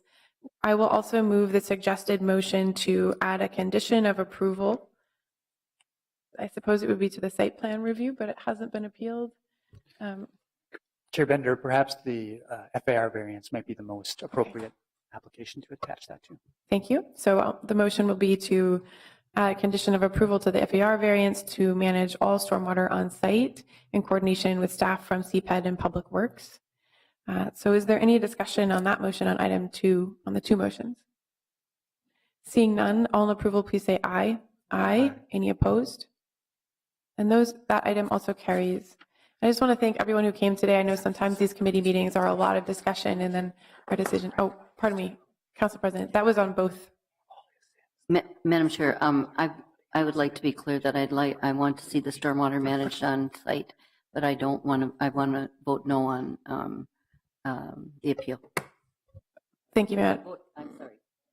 You know, why don't we move to reconsider the item that we just voted on? All those in favor, please say aye. Aye. Let's split the items. So there's a motion. So it's a little complicated because the condition of approval is part of the FAR variance denial, but why don't we make that motion to add a condition of approval to item 2.2, which is related to the stormwater management. As I stated before, the requirement that the project team work with staff from CPED and Public Works to manage all stormwater on site. All in approval, please say aye. Aye. Any opposed? That carries. Then on the overall motion to deny the appeals, all in favor, please say aye. Aye. Any opposed? No. And that item carries. So that concludes item 2. Apologize for the confusion. And as folks are leaving, just want to thank you again all so much for your time. If there are any questions remaining, staff will be more than happy to answer any of the detailed questions. And we still have 3 items left, all of which have a public hearing component. Item number 3 is next. Thank you. Madam Chair, and committee members, item number 3 is an appeal by the applicant, Holiday Station Stores, for denial of 3 applications to allow for the reconstruction of an automobile convenience facility, including a car wash, which is an accessory use. The site was formerly the old Colony site. It was acquired by Holiday Station Stores recently. They have rebranded the site, including removing the iconic beehive sign on the property, and that's been sold to someone else. The applicant is proposing to reconstruct the site. The plan that you see before you is north is facing up, where the convenience facility, automobile convenience facility and car wash would be located in the same structure at the south east corner of the site, where the site plan review standards found in the zoning code would dictate that the building would be along Washington Avenue, which is its frontage. On May 22nd, 2017, the City Planning Commission adopted staff's recommendation and findings to deny 3 applications. The first one is for a conditional use permit to allow for the reconstruction of the automobile convenience facility, which is a conditional use. A conditional use permit to allow for a dynamic sign, and then also the site plan review. The crux of the applications and the reason for staff's recommendation really came down to the site plan review standards. So this is where I'd like to focus my presentation on, are the areas for which alternative compliance was requested. Really that kind of hinged on the fact that the location of the building in staff's opinion was inappropriate. First is that the building location was more than 70 feet away from the front lot line, which is Washington Avenue North, where the site plan review guidelines would require the building be built no more than 8 feet from the front property line. Second, staff did not feel as though this proposed site plan reinforced the street wall along Washington Avenue North. Third, that there was a lack of amenity between the front lot line and the building. There's landscaping around the perimeter edge, but there were no additional features provided. Due to the location of the building, there are quite a few more trees required, and that's based on a tree requirement of 1 tree per 25 feet of linear frontage where there's a parking lot provided. In this case, the applicant was providing 8 trees where 22 would be required. The on-site parking is located between the building and the front lot line or the street frontages where we would direct future construction to be along that front property line. And staff did not feel as though the proposed site layout promoted the natural surveillance of the site. So staff felt as though all of those areas of alternative compliance were really dictated by the location of the building. In addition to that, the applicant has a few other areas of alternative compliance that were requested, not necessarily related to the building, but I just wanted to point that out. Staff felt as though that the layout of the plan really would have dictated an entirely different project. So we did recommend denial of the conditional use permits, both to allow for the use and the dynamic sign, because they were not able to make the 6th finding compliance with all of the other requirements. So that was how we came to the conclusion to recommend denial of the 2 conditional use permits and then site plan review. At committee of the whole for the planning commission, the applicant did show a different location. And I should say, let me back up just a little bit. Really what's driving the location of the building for the applicants is some on-site pollution, which you saw mentioned in a copy of the staff report. The site did meet MPCA remediation guidelines in the 90s, but the applicants have identified that the pollution is still present on the site. And I will let them speak to greater detail. You can see that the location of the identified pollution is at the southwest corner of the property, and staff had directed the applicant to consider locating the building perhaps at the northwest corner of the structure. If you're coming in off of Highway 94, as you can see here in this aerial, it's really kind of a gateway from Interstate 94 into North and Northeast Minneapolis here as you're entering onto Washington Avenue North. And this was an opportunity area staff felt to locate a building right up to that corner and really kind of provide a gateway opportunity. The decision to deny the 3 applications was unanimous by the City Planning Commission on all 3 applications. That concludes my presentation. I'm happy to answer any questions. Are there any questions for staff? Okay, I don't see any. We have been joined by Councilmember Yang. Thank you for waiting patiently for this item. So please just let me know if you want to speak. And so we'll have the applicant come up and speak first, as we did last time. And Thank you, Madam Chair, members of the committee. My name is Michael Cronin. My address is 8809 West Bush Lake Road in Bloomington, and I'm here representing Holiday Station Stores. I'm joined by Dave Edquist, who is the manager of real estate for Holiday Station Stores. And we appreciate this. And if I could just go back to some of the things that the siting of the site really is important to us. On one side, we have the we have the freeway of 94 and the entrance coming up, which means that there will never be a street wall. There'll be no chance for buildings on that side of Washington Avenue. So half the street wall is gone. It's mixed as you on our side of Washington Avenue. There's a 3-story blank wall across the street from us. It's not an active area at all. Behind us is the Lundstrom Dance Center. Lundstrom it's got a very attractive building. They've been working with us throughout the whole thing and encouraging us strongly to redevelop our site. And again, the question is, I don't think it's alternative redevelopments. It's continuing the present building on that site or allowing us to invest in North Minneapolis to build a new site. Lundstrom has been very supportive and encouraging. So has Token Media, the other tenant in the building, and as well as the West Broadway Business Association and our neighbors. And all of them have thought about, number one, they would appreciate a brand new building.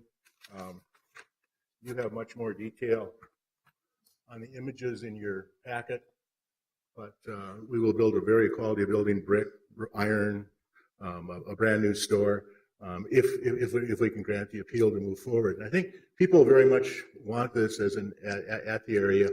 And then also, there's also just seemed to be some bad karma at that site.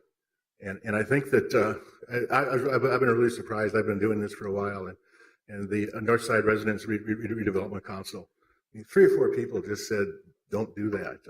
Part of the site plan that we're doing is, number one, we would scrape and we would demolish the entire site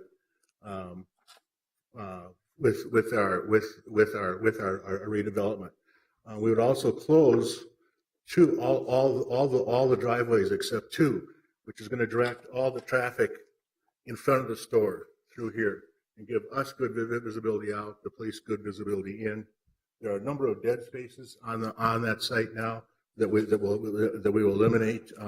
It will be very controlled access, and there'll be landscape on the edges. I'm very confident that the public realm will be immediately and exceptionally improved, at least on our side of Washington Avenue and the side streets. As Shada said, this was a Superfund site.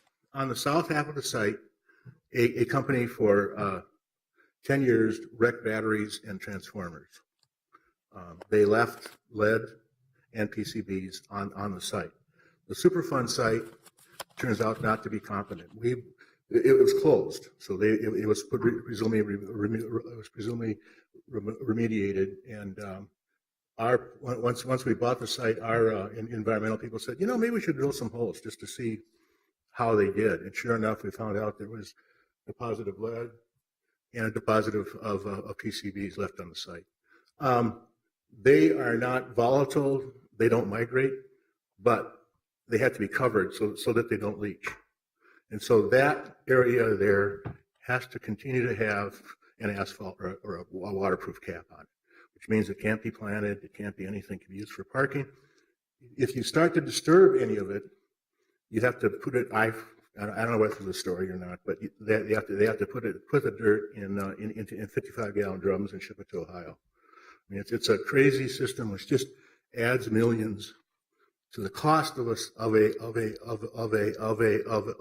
redevelopment, which has always been a difficult one to make. Holiday is committed to make this investment in the city. So what happens is that they show up just as those little squiggles on that map. Staff did challenge us to come up with a plan that would work. And in a planning sense, you can find a plan that would work. That's not hard to do. Our issues are that if we can't dig on the south half of the site, on the north half of the site, we need room for our underground tanks, which are 12 feet by 40 feet, as well as room for a tanker to maneuver and be on top of them. We have to bury the cistern for the stormwater management so that we can meet the city standards.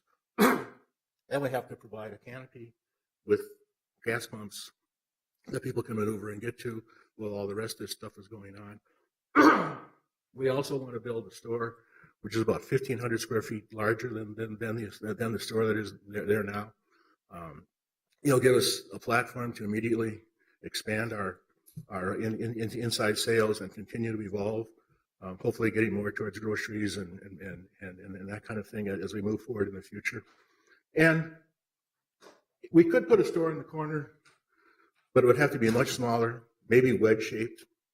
And we just can't do that. We just don't think that's a practical.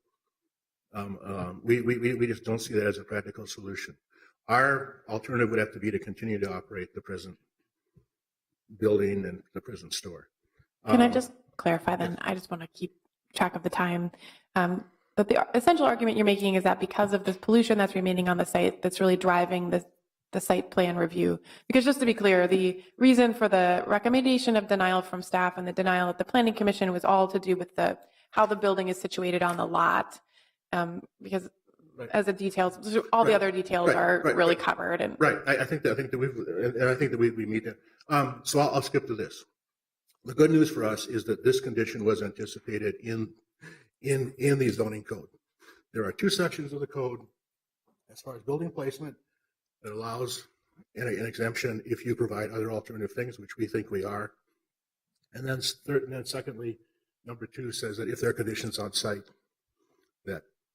that make it impractical. And I guess we've made the case. We're trying to make the case it's impractical. Now, we obviously want to make the investment. I think that our neighbors want to make the investment. The neighborhood groups want to make the investments, and we want to move forward. So, thank you very much. I'll stop. No, of course. Thank you. Are there any questions? I just wanted to be clear that that was really the only sort of piece really driving the staff recommendation. Okay. Would anyone else like to speak on this item? Anyone else? Anyone else like to speak? Seeing none, I will close the public hearing. See if there's a motion or any council members want to speak. Madam Chair, I'd move to grant the appeal on all three items. And Councilmember Yang.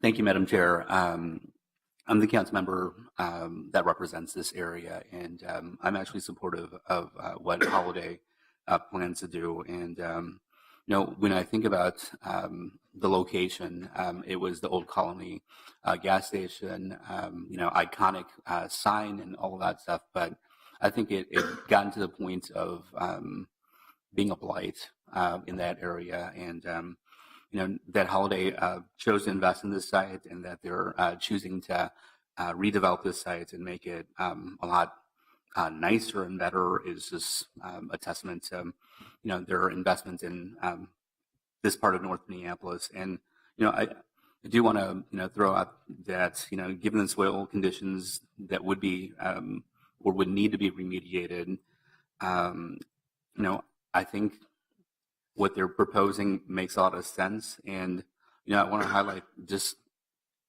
the folks that are neighbors to this station right now that are in support, and including Lundstrom and Token Media. And the West Broadway Business Area Coalition, Northside Residents Redevelopment Council. Folks want to see something new and amazing, and that really adds to the character of the area right there. And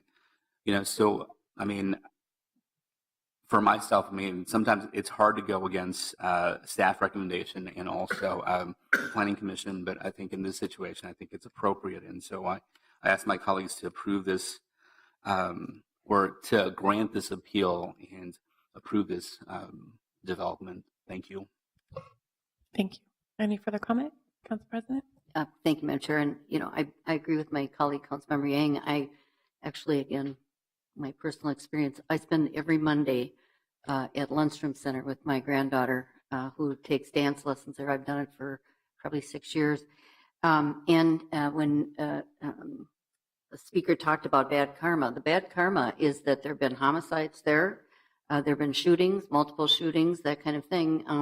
And precisely because of some of the challenges of the site, the multiple entrances, that kind of thing, give people places to hang around. This project will eliminate that. I also think that it is important when you look at the transformation of the North Washington area, that we continue the success that we're seeing in the North Loop. Seeing that continue down Washington Avenue, I think, is what most people in North Minneapolis want to see, and we'll see a big financial investment of this company. And I think it will be well received with nice materials that they use in their projects, and people will appreciate that. So it's a further investment, again, continuing what is the success of that North Loop neighborhood moving down Washington Avenue. So I ask my colleagues to support us on this. Thank you. Is there any further discussion? I'll just note, so I have the unusual circumstance of serving on the Planning Commission, and then here I voted on this already, so I'm going to stay consistent with my previous vote. And I just want to note that this is why we have the process of appeal, so that policymakers can weigh in. I just wanted to reflect that the Planning Commission, a lot of the discussion was about the fact that other holiday stores in other neighborhoods of our city have been able to provide a more urban context that has that amenity of having the sidewalk entrance close to the sidewalk, the site plan being just more of a city or neighborhood feel. And I just want to reinforce that I think staff did the right thing here in pushing the developer. And like I said, that's why we have the appeal process, because we're tasked with taking into the context the ward. But I just want to make sure that I'm sending to staff the message that, I think that we do want to continue to stick to that philosophy of saying citywide. We really want to make sure that we're pushing developers to stick with our regulations. And again, as we saw in every item of this committee so far, that the context matters, and this committee often ends up weighing in. So any further discussion? Chair Bender? Yeah. Real quick. Oh, I'm sorry, and we have to direct. Apologize. Just in this instance, because the body is not affirming the action of the Planning Commission, you want to be sure to adopt findings. And so the staff actually recommended approval of the 2 CUPs, so you can adopt the staff findings, and then with approval of the alternative on the building placement for the site plan, you can approve that. Secondarily, I would just note that there was an indication, I think, in the staff report of some suggested conditions should the body want to approve this development, and you might want to entertain those too, which staff could probably speak to. Sure, Ms. Selther, could you point us to those? Thank you for that, Mr. Nielsen. In the context of always being prepared, right? Wonderful. So staff had recommended denial of all 3 applications, just as a clarification. But with conditions, if approved for the conditional use permit, the findings not made for the conditional use permit to allow the land use under A and B were just the 6th finding. So related to not being in compliance with the site plan review. So with approval of the site plan review, those findings would be made and those conditional use permits would be approved. Staff has identified a number of additional site plan review conditions of approval that we would like to have considered. I have spoken with the applicant. There are a few that they don't agree with. If you'd like, we can go through those line by line real quick. Oh, okay. Or is it easier to adopt the ones that we know for sure that they're able to meet? If you could condition it as practical, if practical. Why don't we hear the ones? Can you just number off for us the ones that we don't have agreement, either the staff or applicant, so we can? It will be number 7. Oh, I'm sorry. Raised walkway was no. The raised walkway. If at this time we're painted, we'll raise the walkway. Okay. So we have a disagreement on number 6, where the applicant will provide a raised walkway connecting the public sidewalk to the front door. Right now, it's just painted as a crosswalk would be in the public street. Number 7, moving the trash enclosure. Staff's contention is that there's lots of opportunity to relocate the trash to another part of the site that's not between the building and the front lot line. And then also along 16th, the applicant had stated that's the best area for their staff on site to drop off the trash and then have the trash haulers pick it up. Number 8, an even distribution of windows. They have stated that the floor plan is pretty much is completed, and they were not entertaining providing a more even distribution of windows on those facades. There is a blank wall facing the adjacent properties to the east.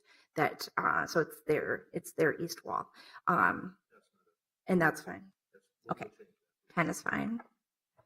And I think the rest, we are in agreement. Councilmember Goodman. Thank you, Madam Chair. Could I ask Councilmember Yang to yield for a question? Is that appropriate, Madam Chair? Councilmember Yang, can you work out these site plan conditions if we move this forward without recommendation, or do you need us to give our opinion on each one? Because you might not like my opinion. There's no way we should put the garbage in the middle of the street. They should be asked to add windows, and I don't care if that's their design. Why should North Minneapolis get something worse? So you want us to go through them, or are we on the same page and you could go through them? And okay.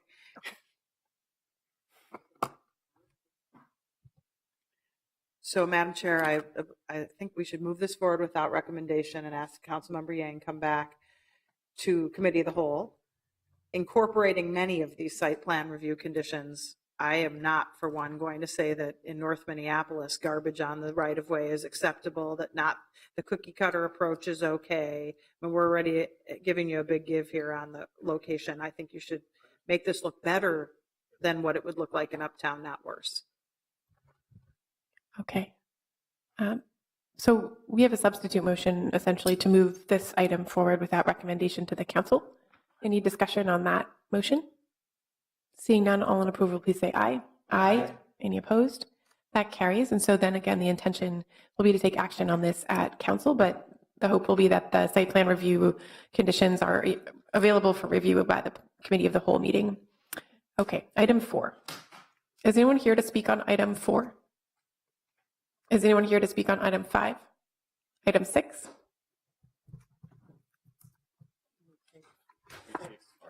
Let's take 6 first. Is staff still here? Are you the staff on all of these items? Chair Bender, I think staff was listening in and will be coming across the street. So. Okay, let's do 4. Thank you. Welcome to the city. One moment, please. Oh, are you item 6? Can you do 6 quick? I think we're all pretty familiar with this one, and there's no one here to speak on this item that I know of. So I don't think there is. Mm-hmm. Oh, I thought. Oh, I'm sorry. Are you here for 6? 5. Okay. I don't know that we need a staff report. I want to add. Yeah. Could you just give us a 1-sentence description of this project for the viewing public? For the 2 Dowling Avenue? Yeah. Thank you. Sorry. Oh, I'm sorry. It's a CPM thing. And should this, we can do this really quickly. Okay. Yes. We're good. Please proceed. Number 6. This is a interim use permit for Thomas & Sons for a temporary use permit for crushing concrete, asphalt, and rock at 2 Dowling Avenue. This is an extension, if you will, of a previous permit that was issued by the city back in October of 16. They asked for a 1-month temporary permit then. They have now requested another interim use permit for rock crushing at the site until December 31st of this year. We are recommending approval subject to conditions. Can we just ask what is the plan for getting the site cleared out or after this period ends at the end of the year? For the Upper Harbor Terminal site? Well, just as they're finished with their facility, after we approve this interim period, sure. Will they be like moving the equipment that they have materials up out of there it? is mobile equipment. It's all moved around on trucks. I would assume that at the end of this period, all of their piles of debris would be crushed and removed from the site. And then as the Upper Harbor Terminal redevelopment process moves forward, we would see what comes next. Council President. Thank you, Madam Chair. And Ms. Dvorak, so their existing lease, Thomas & Sons, ends at the end of the year, as well as Ramsey Excavating, which is doing the same thing. So That is on correct. the site. Okay. So at the end of the year. Thank you. Okay. So I will move approval of this application. Again, this is the one that we expect to be the final interim use permit. All those in favor, please say aye. Aye. Any opposed? That item carries. Is staff here for item 5? Yes. Wonderful. Let's do 5 very quickly.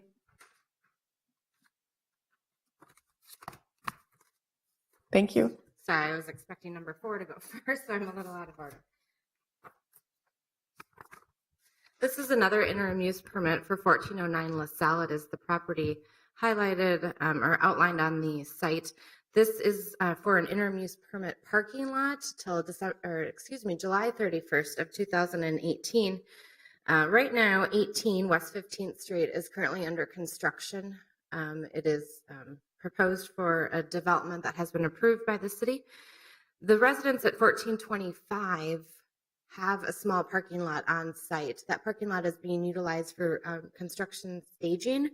So in the interim, what they are proposing to do is utilize what is currently a paved over lot at 1409 LaSalle Avenue for interim parking. There are several zoning code requirements that would need to be waived as part of this process, and we are recommending that you waive those to allow the temporary 18-space surface parking lot, as full compliance with those requirements would require much more substantial improvements and investment, to the site, which would be impractical for an interim use permit. So we are recommending approval until July 31st of 2018. Thank you. All right, I'll open the public hearing. Would anyone like to speak on this item? Come on up. Thank you for waiting all this time. I'm Drew Running. I live just south at 1417 LaSalle Avenue. Actually, probably for the last couple months, people have been parking in that parking lot.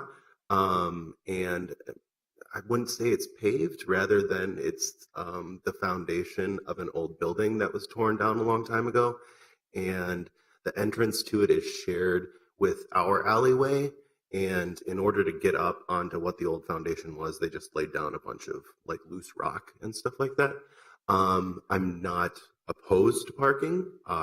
In my neighborhood, the parking has gotten way worse. So, you know, more spaces the better. So, lastly, to comment, they share one of the walls with the theater next door, and I hope that they continue to work with them in order to remove any graffiti that continues to pop up on the wall as well. Thank you. Thank Council you. members. Of course. It's been a while since I went to one. I think the last time I went to a council meeting, it was for like citizenship in the community when I was in Boy Scouts. So Okay, thank you. All right, would anyone else like to speak on item number 5? Come on up. I'm Scott Nelson, council members. I'm Scott Nelson with DJR. We helped draw the plan for this if anyone has any questions about it. And to be clear, it is actually the footing and slab of the building that was previously there. And they did, in order to make a safe ramp, if you will, up from the alley to the thing, we laid down a couple layers of class 5 gravel so that folks can get in and out of there. I've actually taken my car in and out of there on site visits, and it works quite well. So if there's any questions, I can answer them. Thank you. Are there any questions for the applicant? I don't see any. Anyone else like to speak? Anyone else? Seeing none, I will close the public hearing. Councilmember Goodman? Thank you, Madam Chair. I am not thrilled about this. There's a long history with this lot. Mr. Wittenberg probably remembers that about 20 years ago, the building owner tore down the building and was told you cannot use this for a parking lot. And that's why it sat vacant ever since. If you look at the pictures, you can see that the property owner has blatantly disregarded the city's point of view with regard to using this for surface parking, because cars are parking there. And it looks terrible, and it's dangerous for people to be crossing LaSalle sidewalk in that way to get into the lot. But I am sympathetic to the residents at 1425 LaSalle who don't have somewhere to park. So I am willing to allow this to happen for a year so that the residents can park there. Not for the construction companies, the architects, the owner, and everybody else, because they're not supposed to be having any parking there in the first place. So I would like to make a condition on the interim use permit that they develop a system with the owners of 1425 LaSalle to give them each a tag organized by the owner of 1425 LaSalle to ensure that the only people parking there are people who are residents of this building. I would be fine, actually, if they wanted to make this interim permanent accessory to the residential property next door also, but they aren't going to want to do that. We know that's what's going to happen going forward. So 1 year to help the residents, I'm good with. It looks horrible, it's dangerous, and it's illegally being used now. So unless they can make it good for the residents, it's not worth us going back on our plan to try to eliminate the use of surface parking.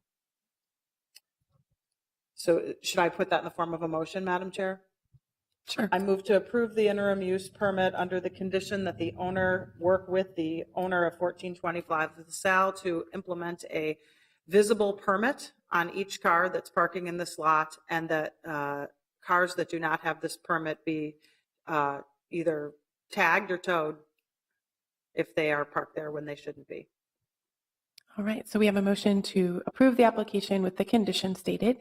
Is there any further discussion? Seeing none, all in approval, please say aye. Aye. Any opposed? That item carries. That brings us to our last item, number 4, which also has a public hearing. We'll have staff begin.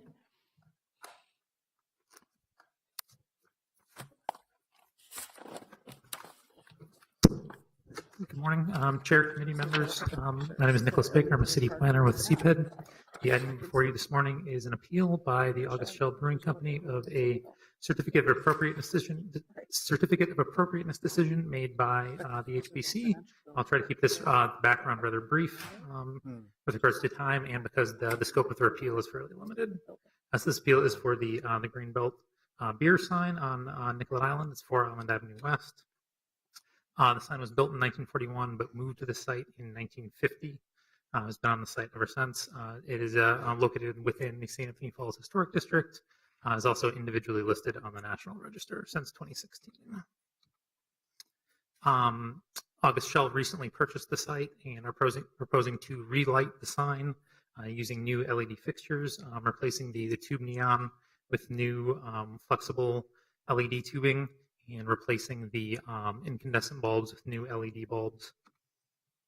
They're also proposing some security screening along the base of the sign, or the base of the sign structure. Staff analyzed the proposal with regard to the required certificate of appropriateness findings, as well as the St. Anthony Falls Historic District guidelines, the design guidelines for on-premise signs and awnings within historic districts. The staff then recommended approval with a number of conditions, one of them being number 6. The applicant is proposing to change the colors of the sign, varying from the historic sign colors about 6+ days a year. There are 6 named occasions, and then in celebration of championships for Minnesota sports teams, so 6 or possibly more. The HBC also approved the application. They modified condition number 6. But the application was then approved, allowing those changes in color.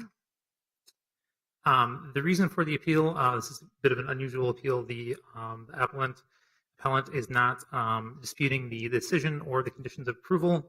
Rather, they are proposing to make a change in their application, which was identified during the appeal period. So we're taking this as an appeal as opposed to a new application. You can see on the left comparison of a historic incandescent bulb and the clear LED bulb that was included in their application. This is what was reviewed by staff when we wrote the staff report and what was reviewed by the HBC at their hearing. The image on the right is the new bulb that the applicant would like to use. This is a color changing LED.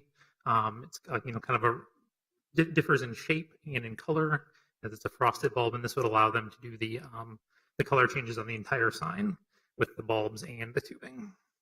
There are 2 other items, well, they're not part of the appeal, that staff would like to highlight just for clarification. The new proposed LED tubing is affixed to the sign with a solid backing, as opposed to the historic neon, which would have kind of floated above the surface of the sign with supports spaced at regular intervals. There was a lack of clarity about this at the HBC hearing, so I just wanted to bring that up. And the second item I'd just like to bring some clarification to is the condition of approval that they use those the locations of those existing sign supports to affix the new LED tubing. But as I said, the issue that's being appealed and the principal issue that's before you is the change in the application, allowing the change in the type of bulbs to be used. I can answer if there are any questions for staff. Are there any questions? We have none. Let's open the public hearing. Welcome. Thank you. Justin Weinberg with Briggs & Morgan on behalf of August Shell Brewing Company. Yeah, this is an odd appeal. I've done appeals before. We agree with everything. So when I wrote the statement of appeal, it was a little bit odd. This is really more of a supplementation than anything else. There was confusion, and I'll take responsibility for that. We were trying to get staff some different, if we look at the pictures of the bulbs that look clear, we were trying to show the difference between what does LED look like as compared to incandescent light bulbs, which are currently up there. We need to use LED. It's the only way this thing is going to go forward. And so just to show the difference in how it illuminates, that was the purpose of that, those pictures. The picture of the bulb on the right, the one that has the frosted, it's a polycarbonate exterior. That's important for an exterior sign so that anytime we have a hailstorm or high winds, it's not going to break, requiring us to go up there and continuously fix it. We did bring those bulbs with us in April during initial planning with city staff, and city staff has been great, and we've been working with them on this. Again, I'll take the responsibility that I didn't put that picture in the packet for HPC, but those bulbs are what was shown to HPC when they approved the certificate of appropriateness. And so what we're really asking for is, I know we have to do this formally through an appeal, but it's really, again, just a supplementation of the record, if you will, to allow these bulbs which were shown to HPC, because that's the condition that was approved. It's those bulbs that change colors, and that's what they look like. What is the visual difference of the white shaded bulb versus the clear bulb when you're looking at the sign from a distance? From a distance, you really won't be able to tell a difference. If you're up really close to it, you can tell. I mean, there's nothing up there, right? Most of the bulbs are broken. I mean, they're gone. So if you study it closely, you'll be able to tell. But again, I think one of the important pieces is, again, when HPC looked at this, we brought those bulbs to the meeting, and that's what we showed them. The white bulbs. The white bulb, the polycarbonate bulbs. That's correct. Are there any other questions for the applicant from the committee? I don't see any. Would anyone else like to speak? I don't see anyone. Anyone else? Seeing none, I'll close the public hearing. Thank you, sir. Is there a motion on this item? A motion has been made to grant the appeal. Any discussion? Seeing none, all in approval, please say aye. Aye. Any opposed? That carries. That concludes our agenda, and we are adjourned. Thank you.